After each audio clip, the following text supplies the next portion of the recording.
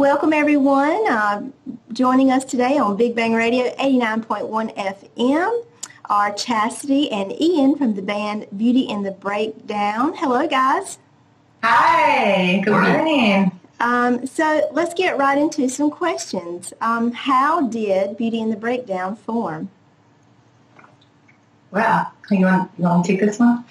Well, actually, at the time, Ian and I were in separate bands. He was in one group and I was in another, and I had just got back from tour with Duran Duran, and I was just really inspired by the type of musical landscape that they had created, and I shared this idea with Ian, and he was on the same page musically as well. And so we said, why don't we create something together that we feel is, cohesive to our own musical vision? And there it was, from San Diego to LA. He moved from San Diego to Los Angeles, and here we are. Wow. So how long have you known each other? It's been 9 years. 9 years, okay. And what was your first impression of each other? He says I ignored him when I first met him. We were in two separate bands, and I had watched a show of hers, and she got off stage, and I kind of was like, hey, and she just was like, doing a beeline, somewhere else. So that was my first interaction. I was so sweaty and disgusting because at the time we were both playing like hard rock bands. So I was like just a bloody mess. And so of course I was just like bathroom, and he was like trying to come up and be super sweet and be like, hey, nice to meet, good set. And I was just like, what? But then when I actually finally got to meet him, I actually met him at the Rainbow here in LA, California, and immediately I was like so completely connected with him and who he was as a soul, as a spirit, and as an artist. I thought to myself, like, this is the type of person that I like wanted to connect with. So, well, congratulations, Ian. You cut the mustard. Thank you. I'll take it. So you have to tell me what inspired the name of the band. Inspired the name of the band. So I don't know how many people are familiar with. I'm a huge movie nerd, by the way, and Garden State is such an incredible movie. And in the movie, there's a song at the end. It's called "Let Go," and in the lyrics in it, they're basically talking about how in life you just have to let go and go with your instincts, because beauty comes out of the most obscure places. When you're falling, when you're in dire straits, when the worst things in life happen is when like beauty emerges. And so beauty in the breakdown. And so these lyrics in that song say, let go because there's beauty in the breakdown. And I was like, oh my God, that is so on point. I completely, totally believe that 1000%. That's got to be the band name for sure. And so here we are. And it's so appropriate for the kind of music that we make, and the musical landscape that has been created is because of beauty in the breakdown, all the different triumphs that we've all gone through, different things in our life that we've gone through. The beauty has emerged from breakdowns in our lives. So absolutely, it's completely appropriate for us. I got you. So this question is for you both. What age did you realize you had a passion for music and wanted to pursue that? Okay. So my father was a flamenco guitar player, not professionally, but flamenco music was kind of echoing through the hallways of my childhood growing up, and I kind of looked up to my father, and I knew at a young age that was really something that I wanted to emulate. And I think beyond that, it wasn't I want to do this professionally. It was just, I want to make sounds like that. And so at the age of 7, I asked him and I begged him for a guitar. And, after, putting some work in, I finally got him to get me a junior sized nylon string, guitar. And from then on, he taught me just some of the basics, and I kind of took it from there. And about age 12 is when I really started driving into and finding, I guess, my own musical identity as far as the bands that I was choosing, and that really just really made me want to soar, and I knew music was what I wanted to do. Absolutely. Very cool. Very cool. And I'm sure that meant a lot to your dad as well, to follow his footsteps. Yeah. Okay, Chastity. Me, I've always been in love with music ever since I was a little girl. I mean, my parents are complete music nerds, just like I'm a movie nerd. They are not musicians, but they were always surrounded with musicians, and they were really young when they had me, so they were little kids, and they're in their 20s, and so basically wherever they wanted to go party, I had to tag along. So I was always around DJs and live bands, and I went to go see this concert with my parents, and there was a Tejano band playing congas and timbales, and I was like so enamored by it, and I asked my dad, I'm like, can I come jam with like your friends sometime? And he's like, and he asked his buddy, Ruben Garcia, he's like, sure, of course. So I was there, and I was just like banging on one of the congas and like not really knowing what I was doing. I thought like I felt just cool to be there, and it just instantly resonated with me. And I shortly then after thought, I want to play a drum kit. And so my dad's buddy was playing with Quiet Riot at the time, and he's like, hey, like, I could bring a snare and a kick and a hi-hat over for her if you're okay with that. And my dad's like, yeah. So he brought over this snare drum, hi-hat, and kick, and that's it. And I had it in this little bedroom in my house. By the way, my parents, we had a really small house at the time. So if you were in the living room, like, you could hear everything. It was, I don't know how they put up with it, honestly, because I was playing and I heard him play a beat, and I thought I could do that. And when I played the same beat, it sounded horrible, and I kept it going, and I never looked back. I from then was just in love with creating beats, and I had already been singing before that, but like that was the first time like a musical instrument had impacted me. And so at that point I was able to incorporate my singing and my drumming, and that was the beginning, and I've never stopped. You were hooked. Yeah, instantly.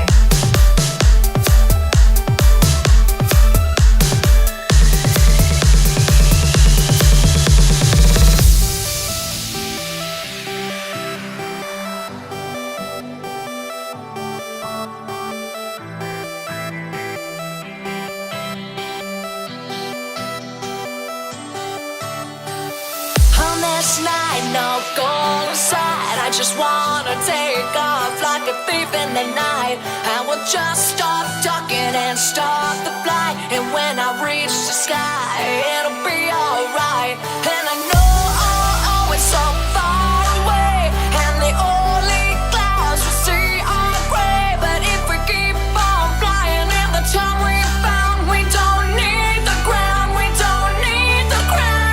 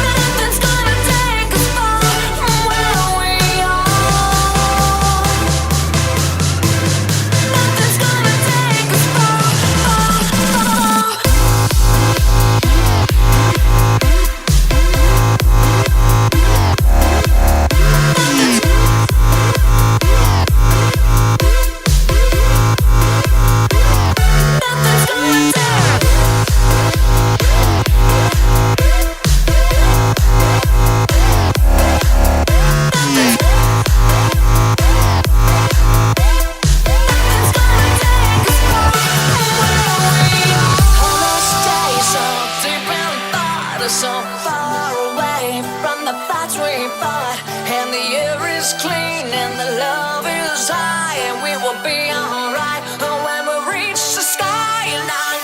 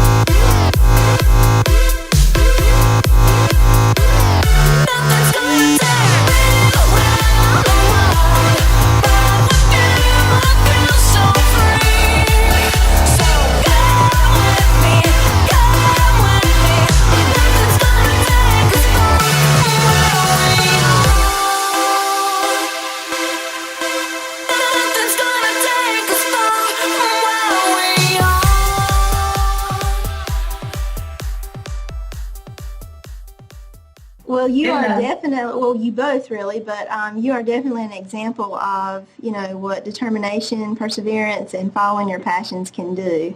You have definitely had a lot of achievements in music, movies, television, artist collaborations, awards, and the list goes on and on. So would you mind sharing a few of those achievements with us, and which ones mean the most to you and why? I would have to say, I mean, definitely, for me was, becoming a part of Duran Duran, because I never thought, I mean, I always, and still, of course, like making our own music and having our own signature musically has always been a number one priority. But in the middle of that, when I had got the call to come and play with them, I thought, like, really? Is this really going to happen? And I wasn't really that familiar with their repertoire. Actually, my parents were more, big Duran fans than I was. But when I started listening to their music and I realized how many hits they had, I said, "Oh my God, this is them too. This too. Oh my God, I couldn't believe it." And it wasn't until I got on that stage and I was playing for, I played at Coachella, and I'm standing on stage with my drums and my microphone, and there's 100,000 people in front of me, and I thought, this is real. And it was so surreal to me.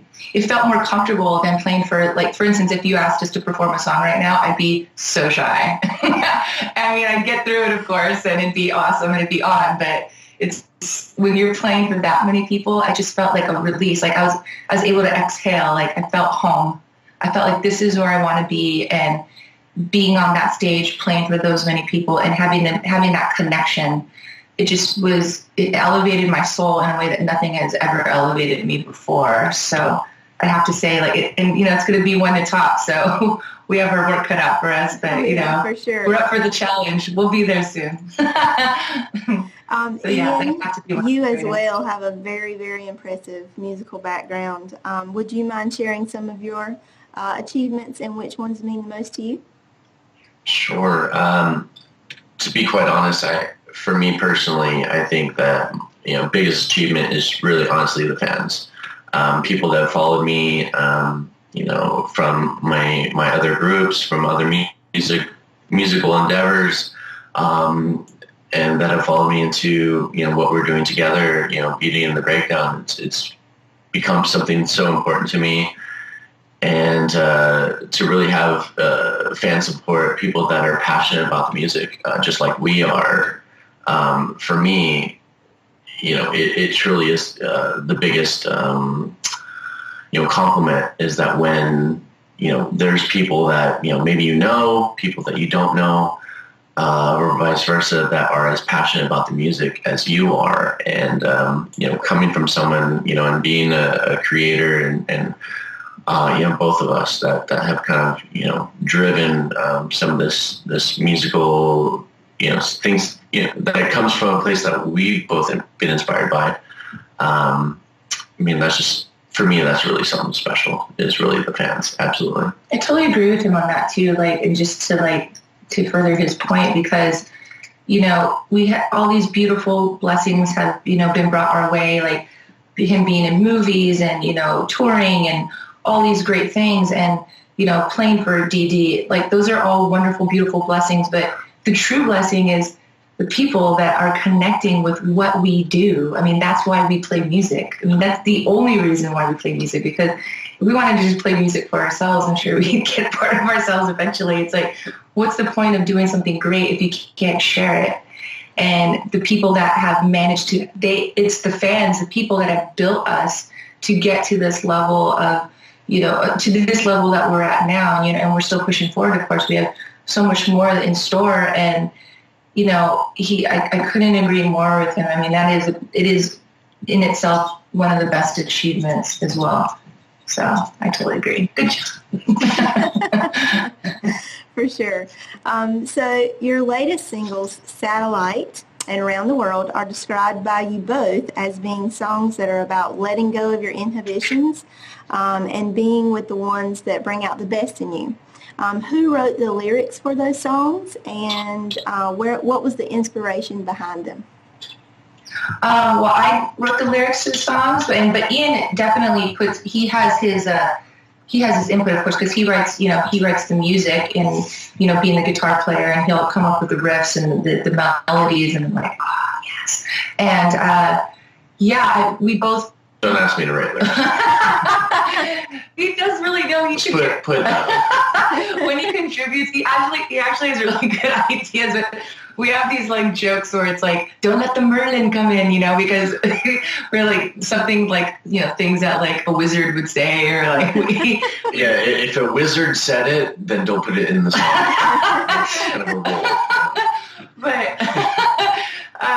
But I always consult him, obviously, because we have to have the same, vision in regards to what we want to exclaim and share. And so, yeah, it is about that. So many times, I see, kids too, and, being that, we weren't kids too long ago, like sometimes things seem like, like you missed that party on Saturday night and like your life is over. Like, oh my God, I'm going to be, a social parasite now, and I don't know what to do and everything, or someone loses their job. They're like, oh my God, life is over. Like, I'm going to jump off the bridge. I can't get over this, a breakup, whatever it is. People always feel like, it's like the end all be all, and they don't realize if they just were to like let go of those, being their own enemy and letting go of their inhibitions to achieve greater things beyond this vision that is just temporary, that every single one of their dreams could come true. And, that's what kind of like around the world is, it's about that. And it's kind of like a conversational piece, I've done all these things, I've been around the world, but, with you, I feel so free. Like, basically, like, join me on this journey to celebrate how freaking awesome life is. It's so amazing. Like, we're alive, we're here. Like, we're here, we're breathing, we're alive. Like, that in itself is just so amazing. People forget that, like, just being alive is just such a freaking blessing, and it's so beautiful, and we should be celebrating that at every moment. And, around the world is, about that. And Satellite has, it's somewhat similar. It's a little different. It's more kind of like a love, story piece in a sense. But that for me and for us is important to kind of like bring forth that reminder. Like, there's so many beautiful things in life, like that people write about, things that are sexy and talk about breakups and being pissed off. And those are all great things too. And trust me, I have some of those songs as well. But just trying to be positive, like letting positive be the trendy thing. Like it's cool to be positive. You don't have to be dark and mysterious to be cool. You can be positive and enlightened and be cool, so. Got me wide awake and dreaming. You give love a deeper meaning.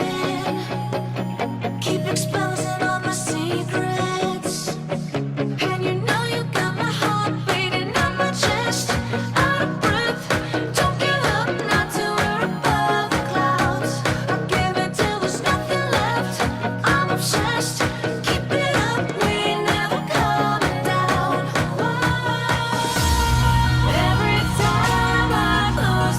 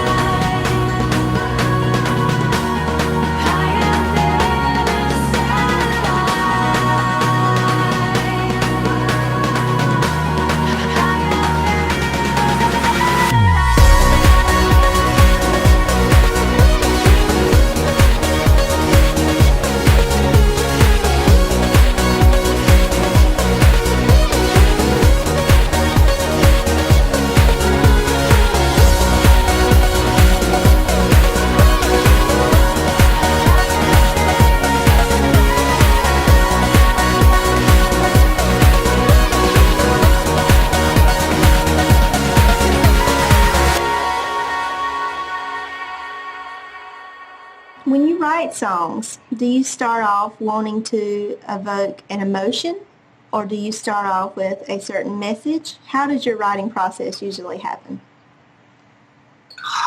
Gosh, I guess like those kind of go hand in hand, wouldn't you say? Yeah, I wouldn't say that there's a one-size-fits-all, and I don't think in any music that you do, I mean, I can't really speak for anybody else, but as far as us, are concerned, the process is very, it's not a straight line at all. So, music, a melody, a rhythm, maybe a beat, or even just, a concept. All things can be a trigger, and be, the starting of an actual, song. And you don't really know it, when it starts, but, if you find something that you like, I mean, you start building off of it, and then it starts to evolve and become what it should be. But I think in the writing process, one of the things is that, you don't make something, that it's not supposed to be. Well, and two, with emotion, what you said, I like the fact that you said emotion, because that is, for me, completely accurate. And right here, this is like super exclusive. We have not shared this with any news outlet yet, but we're writing a single right now that we're really excited about. We have a lot of new music that we're excited to share, one of them, which will be launched next year, but I went through an experience. A friend of mine went through a really crazy, insane emotional experience, and I had a dream about it that the night after I heard about this experience that she went through. And it was the experience she went through in my dream. I went through it, and it was so real. I was like, oh my God. I woke up, when you have those dreams where you wake up and you're like, wait, oh my God, thank God, and I was inspired. I said, oh my God, I have to write a song about this situation because it affected me in such a way. I was so emotional, and I told him about it. I'm like, this has to be the song. And he totally agreed. He was like, absolutely. And so you're right. And an emotion was invoked in me, and that was the trigger to create this new single. So yeah, that's a big one for sure. And it happens more times than not. It's because, you're writing from your perspective, or, we're also like journalists in a way, we write what we see, so that's a big part of it. Yeah. I mean, you can write a song literally about anything, and they're all out there. But, it's to a point to where, what is it that you're trying to say? What is it that you're trying to evoke? Well, what is your message, and what do you want to be out there? Yeah. So we live by that. Well, kudos to you guys for writing things that are going to connect with people and help them overcome things, and not just about, like you said, songs about anything. Yeah, I mean, you can write music about bubblegum if you wanted to, but... We can actually do it right now. And go. Okay, so do you have any superstitions or rituals that you perform before going on stage? All right, so... I like how Chastity just looked right at you. So I think kind of going back to, speaking about my father, he's no longer with us, but so, he was kind of the inception of my, my love of music, my passion for music, and him passing on was a very big deal for me. He was my best friend, and so to see him go is like one of those things that was like very heart-wrenching, and one of those things that I had to fight through, to kind of, through times where, I was searching for understanding. And, before I go on stage, I always look up in the sky, and I kind of put my two fingers up in the sky and hey, Pops, you with me? And, and he answers back in his own way, and, I go on stage. So, whenever I'm out and I'm performing, I always feel like, I have his spirit with me. I'm on stage. And for me, that's something that's powerful. It's tangible, and it kind of drives who I am. Yeah. And for me, like, to put like a funny on it, like when we're all in the dressing room together, or we're in our hotel room, like superstition, like I insist that nobody puts any hats on the bed. I'm like, no hats on the bed. Bad luck. No. So like the guys, because I have, 3 boys in the band, they're like got their hats on, and I'm like, No hats on your head. So that's like a weird superstition that I have. And it's worked so far. Pardon me? I said, well, it has worked well so far. Yes, it has. And another... Where'd my hat go? And a thing that we do actually as a band, right before we go on stage, we all huddle and we connect our heads together and we put our heads together and we all send each other love and we're like, let's go get this. This is our party. Let's invoke something, powerful and go out there and, share all of ourselves. And we group like this in a big huddle and we, like I said, touch our heads together and then it's like game time. Well, those are all great. Yeah. And Ian, I'm sure your dad is with you every time and is very, very proud. Well, thank you for that. Yeah. If you could perform with any musician, living or deceased, who would it be and what would you play? Oh my God. You first. Oh my God, you let me go first? Oh my God. Over here. Yeah. So for me personally, I think, either or, not to pick one or two or multiple, but Prince or Michael Jackson. Both are deceased, obviously, but I just, I don't even need to go into, their musical career, their achievements, but I think just as a songwriter, someone who likes creating, I know that if I was in a room with them, that would definitely be something special and something that, I would definitely, hold close to my heart. I think both, musical geniuses and, if we were in a room together, I mean, we would just pretty much nerd, it would be nerd central, music nerd central, just, working on song structuring and melody and, all the fun stuff. So for me, that would be definitely something that I would definitely have enjoyed. Any certain song I think that for you'd me, like to jam to? Oh, sorry, Chastity. Oh, no, what'd you say? I'm sorry. I was just asking Ian if there was any certain song that he would jam to with Prince or Michael. Oh, we would write something completely original. It wouldn't even have a name. But by the end of it, we would definitely put a tagline on it. Gotcha. Absolutely. For me, I'm going to have to say this is actually, it's on my vision board as a matter of fact. And if you're listening, it's going to happen. I want to play with Carlos Santana. It's been my goal for a really long time. He is a huge inspiration to me as a drummer because his music really focused a big part of their band was percussion driven. And so from congas to timbales and drums. And my parents used to take me to see Santana when I was a little girl all the time, even in the park. I mean, I saw these free concerts and my mind was just blown. And my goal is to go and play percussion with Carlos Santana.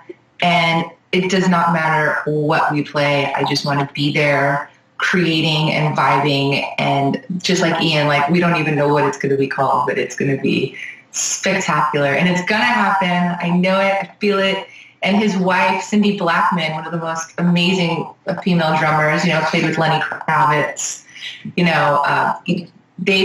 She plays in his band now too. So it'd be like a double like boom boom because I get to jam with both of them. So yeah, that's one of my goals for sure. Now, have you ever met him? No, it drives me crazy. We've crossed paths like. I know so many people that know him too, and it's always like we've been involved in similar events. So close. Like every time, it's just like we've gotten so close to getting together, and it's just that's what I'm saying. It's like every year, it's like a little bit more of a push to get there. So when I see Carlos, I'll drag him over. No big deal. Well, I hope that happens. That will be, wow. That would be awesome. Yeah. Yeah, dynamic duo for sure. So you mentioned earlier that you are working on some new music. Anything different with this music you're working on? Any new vibe? Trying any new instruments? Anything? Yeah, absolutely. As a matter of fact, we kind of one of our singles that we delved into.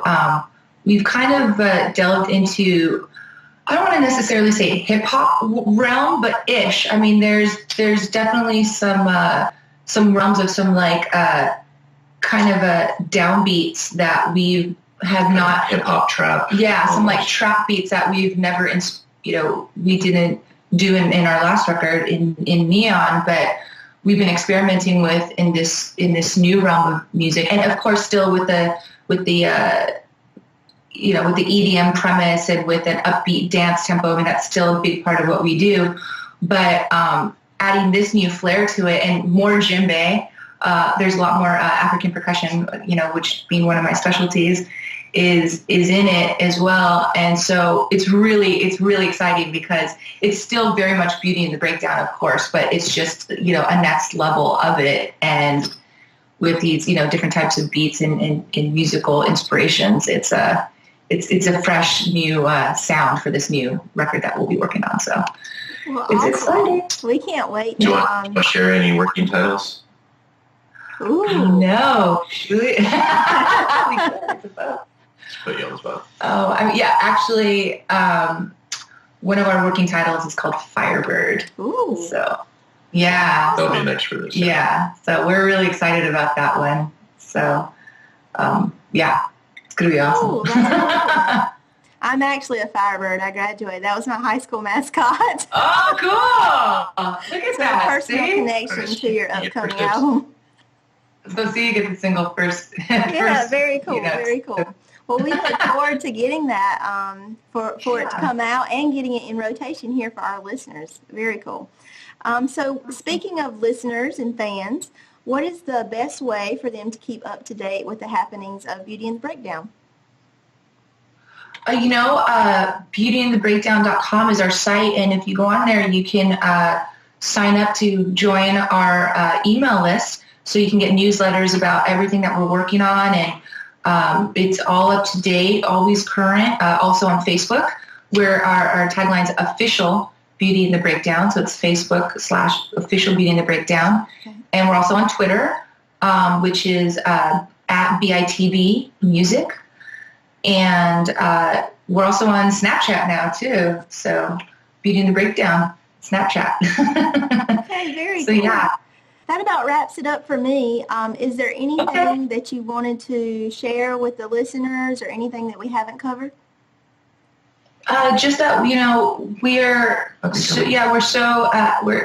we're very thankful that you all have connected with us and are digging what we're doing and are featuring our works, and that you continue to just, we continue to be thankful for that. And we can't wait to get over onto your neck of the woods and get some live shows in your area, which will be definitely happening.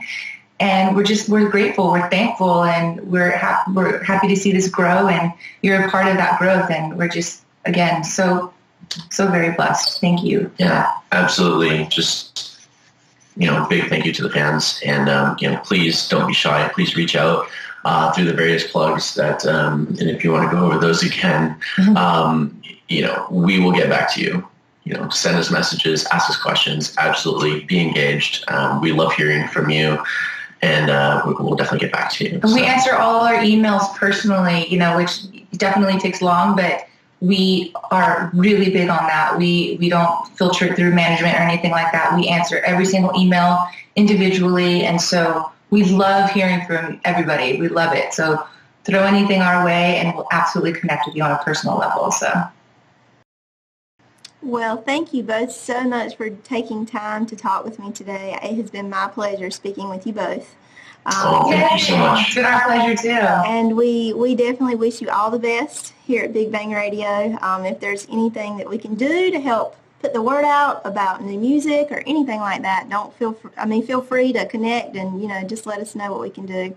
But again, thank you so much, and stay safe and continue doing what you're doing. Thank you so much. Much love, darling. All right. Have a great day, guys. Anytime. Please have us back. Okay, yeah, for sure. See you later. Thank you. Bye.